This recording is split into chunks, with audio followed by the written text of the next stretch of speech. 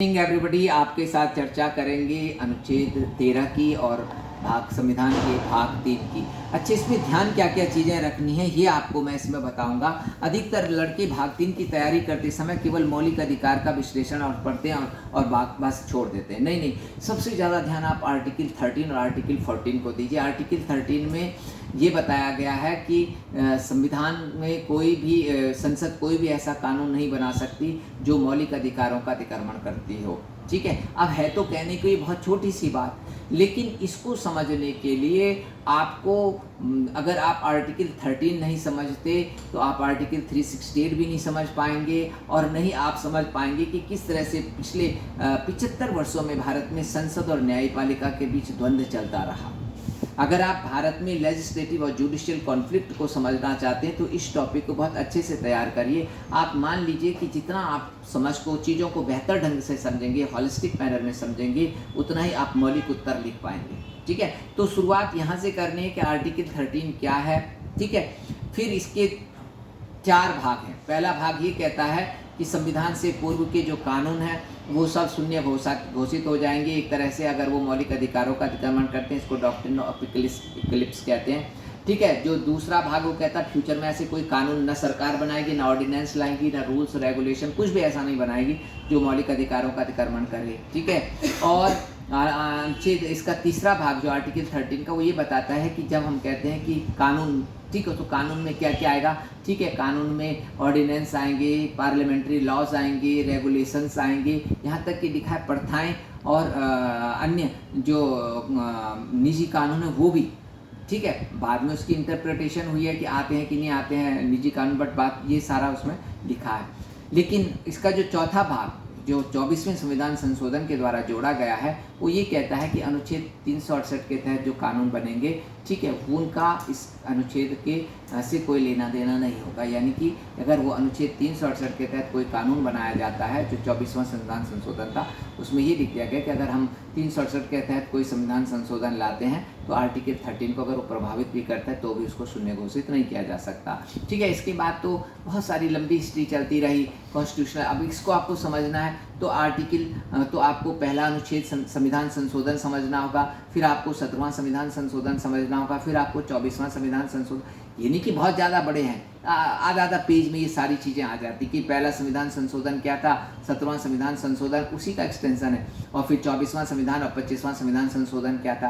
क्योंकि ये 4 संविधान संशोधन ही जो हैं भारत में विधायिका और न्यायपालिका के द्वंद्व को बताते हैं। पहला संविधान संशोधन नेहरू जी लाए थे। ठीक है, उसमें सबसे पहला जो की उसका मतलब की एलिमेंट्स थे वो ये था कि उन्होंने पहले वाक स्वतंत्रता पे प्रतिबंध लगाया था। ठीक है, कि वाक स्वतंत्रता को पब्लिक ऑर्डर, ठीक है, friendly relation with the foreign countries और इंसाइटमेंट ऑफ के नाम पर हम सीमित कर सकते हैं। उसके अलावा आर्टिकल 14, 15 और 19 के मॉडिफिकेशन के द्वारा हम प्रोग्रेसिव कानून को लागू कर सकते हैं। सामाजिक न्याय के लिए, SC/ST के संरक्षण के लिए हम कानून या नीतियां बना सकते हैं और उसको न्यायपालिका नहीं देख सकती। 9वीं अनुसूची पहले संविधान संशोधन के द्वारा जोड़ी गई कि जो भूमि सुधार कानून है या प्रगतिशील कानून है, अगर उनको संसद 9वीं अनुसूची में डाल देती है तो उसको न्यायपालिका में चुनौती नहीं दिया जा सकता। ठीक है, तो ये पहला अमेंडमेंट था। इस पहले अमेंडमेंट को आपको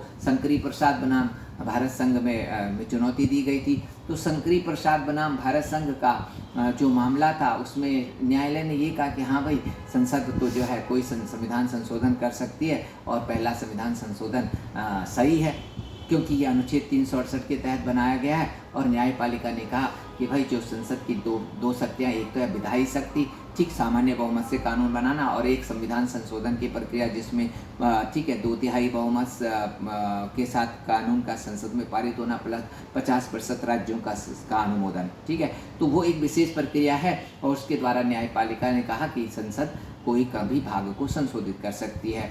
फिर जो है सरकार 7वां संविधान संशोधन लाई, उसको फिर सज्जन कुमार बनाम राजस्थान सरकार के रूप में सर्वोच्च न्यायालय में चुनौती दी गई और सर्वोच्च न्यायालय ने फिर वही कहा कि ठीक है भाई, संविधान संशोधन की प्रक्रिया एक विशिष्ट प्रक्रिया है, वो सामान्य विधिक प्रक्रिया नहीं है, इसलिए संसद कोई भी भाग को क्या कर सकती है, संशोधित कर सकती है। ठीक, तो इसमें भी कोई खास विशेष डिफरेंस नहीं आया। इसमें ये दोनों ही केसों में संविधान संशोधन की शक्ति को मौलिक अधिकारों से ऊपर महत्व दिया गया। लेकिन जो तीसरा केस था वो था गोलकनाथ केस, और गोलकनाथ केस बनाम पंजाब सरकार का जो केस आया था 67 में जो केस आया था, उसमें ये बात मान ली गई कि भाई चाहे विधि सामान्य प्रक्रिया से बनाई जाए, चाहे संविधान संशोधन के द्वारा बनाई जाए, यदि वो मौलिक अधिकारों का अतिक्रमण करती है तो उसको हम शून्य घोषित कर सकते हैं। इस न्यायपालिका के इस निर्णय ने मौलिक अधिकारों को संसदीय संप्रभुता के ऊपर रख दिया था, ठीक है। और इसके द्वारा न्यायपालिका ने एक प्रकार से अग्रता प्राप्त कर ली थी अपने विधायिका के ऊपर, ठीक है। अगला जो बहुत ही ऐतिहासिक केस है, जो जिसके लिए मैं अलग से आपको वीडियो बनाऊंगा केशवानंद भारती केस पे, तो वो उस पर मैं बात करूंगा। इस पर एक क्वेश्चन मैं आपको दे रहा हूँ, अधिक से अधिक क्वेश्चन आंसर्स आप लिखिएगा तो अच्छे मार्क्स आएंगे। The protector of the rights article 13 indicate that the part 3rd of the constitution is supreme than the parliamentary power, ठीक। Thank you.